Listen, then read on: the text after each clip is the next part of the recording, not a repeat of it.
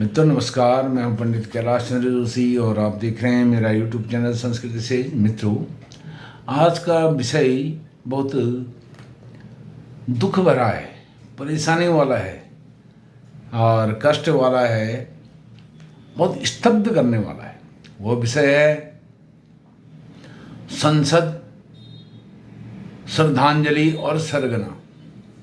20 जुलाई 2023 को लोकसभा में एक कुख्यात अपराधी को, क्रिमिनल को, माफिया को, जो माफियाओं का सरगना था, उसको लोकसभा के सभी सांसदों ने भावभीनी श्रद्धांजलि दी।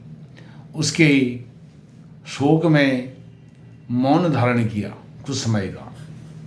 तो इससे समूचा राष्ट्र स्तब्ध है, हैरान है, परेशान है, दुखी है। इसके लिए कोई ऐसे विशेषण हों वो भी कम पड़ रहे हैं। तो जब ऐसे लोगों का महिमा मंडन होता है हमारे लोकतंत्र के मंदिर में, संसद में, तो आम जनमानस किस प्रकार से आंदोलित होता है, किस प्रकार से स्तब्ध होता है, हैरान होता है, परेशान होता है, इसकी कल्पना हम जैसे, आप जैसे लोग, मुझ जैसे लोग कर सकते हैं।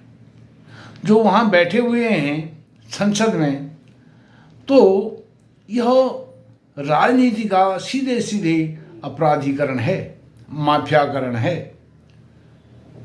जब लोकसभा सांसदों ने इस कुख्यात अपराधी को नतमस्तक होकर के श्रद्धांजलि दी, तो ये लोकसभा के जो सदस्य हैं, सांसद हैं, यह किसके प्रतिनिधि हैं? पूरे 140 करोड़ देश के, समूचे राष्ट्र के यह प्रतिनिधि हैं, उसका प्रतिनिधित्व करते हैं। जब कोई एक सांसद कोई कार्य करता है तो उतने अपने निर्वाचन क्षेत्र के लोगों का वह प्रतिनिधित्व करके उस काम को करता है। समूचा लोकसभा नतमस्तक हुआ, इसका मतलब उस कुख्यात अपराधी के सम्मान में सभी ने, पूरे देश ने, समूचे राष्ट्र ने उसको श्रद्धांजलि अर्पित करी। कैसी वेदना का विषय है, पीड़ा का विषय है, पीड़ादायक है। और इससे जो अपराधी हैं उनका मनोबल बढ़ेगा। अपराध करने के बाद भी वह महिमामंडित होता है। कहाँ पर? संसद में सांसद बनता है, उसको लॉ मेकर करके उसको एक विशेषण से उसको विभूषित किया जाता है। आने वाले समय में लोकसभा में उसके जो अनुयायी हैं ऐसे लोगों के, वह कहेंगे कि भाई इस जिसके लिए श्रद्धांजलि हुई है कल, अतीक अहमद, उसका तैल चित्र लोकसभा में, सेंट्रल हॉल में लगना चाहिए। अब जिन जिन लोगों को इन्होंने, जो जिनका निधन हुआ है अतीत में, कुछ समय पहले, जिनको श्रद्धांजलि दी, उनके साथ उसको भी श्रद्धांजलि दी। तो इसका मतलब इन्होंने समूचे राष्ट्र के जितने सांसद हैं, आज तक जितने रहे और जो अभी मौजूद हैं, सबको अतीक अहमद के समान, बराबर स्थान, समानांतर में खड़ा कर दिया। यह बहुत वेदना का विषय है, पीड़ा का विषय है।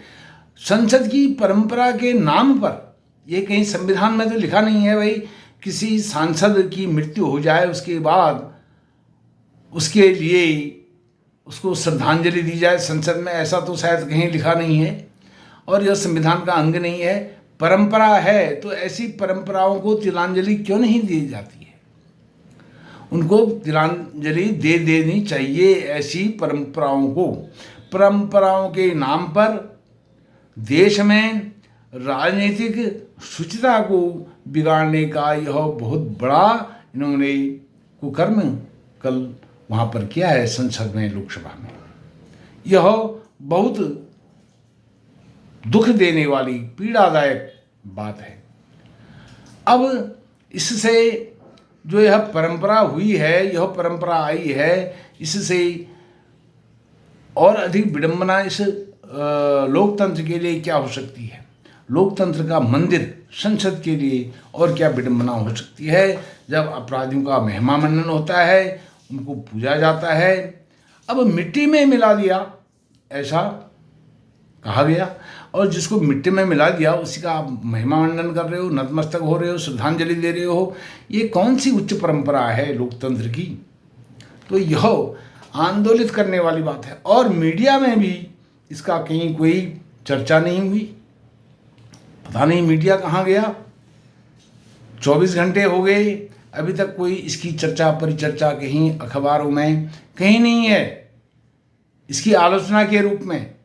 और वैसे तो सारा सोशल मीडिया और प्रिंट मीडिया, सारी चीज़ हर जगह यह छपा है कि अतीक अहमद को श्रद्धांजलि दी गई। भाई क्यों देनी है ऐसे व्यक्ति को? तो इसका मतलब यह है कि जो लोग हैं, आज जनमानस सोच रहा है क्या जो संसद है यह अपराधियों का अड्डा है?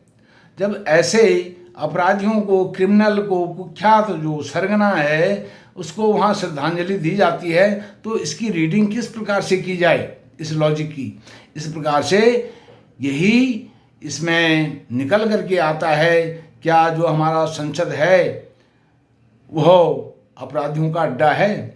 वहाँ पर सारे क्रिमिनल जाते हैं। जो यदि नहीं जाते हैं तो ऐसे क्रिमिनल के साथ खड़ा क्यों संसद होता है? समूचा लोकसभा उसके लिए मौन धारण क्यों करता है?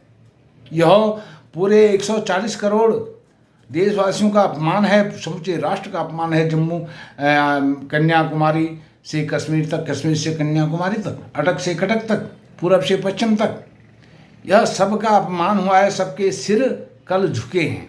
यदि वह अपराधी नहीं था तो ठीक है, उसके सारे अपराध माफ कर दिए जाने चाहिए। यदि वह अपराधी था तो उसके शोक में सिर क्यों झुके? इसका उत्तर देना पड़ेगा। हमारे जो माननीय सांसद हैं, जो उनकी व्यवस्था है, उनको यह उत्तर देना पड़ेगा, क्योंकि आज समूचा जनमानस आंदोलित है, दुखी है। वो किसके पास अपनी इस बात को लेकर के जाए? कौन न्याय दिलाए? अपमान से बड़ा और लांछन कुछ नहीं हो सकता है, कालिख कुछ नहीं हो सकता है। इस प्रकार ऐसा आचरण करके यह क्या दिखाना चाहते हैं? यह वोटों की राजनीति करना चाहते हैं या अपने उच्च आदर्शों को पाना चाहते हैं? लोकतंत्र में, राजनीति में शुचिता का प्रदर्शन करना चाहते हैं?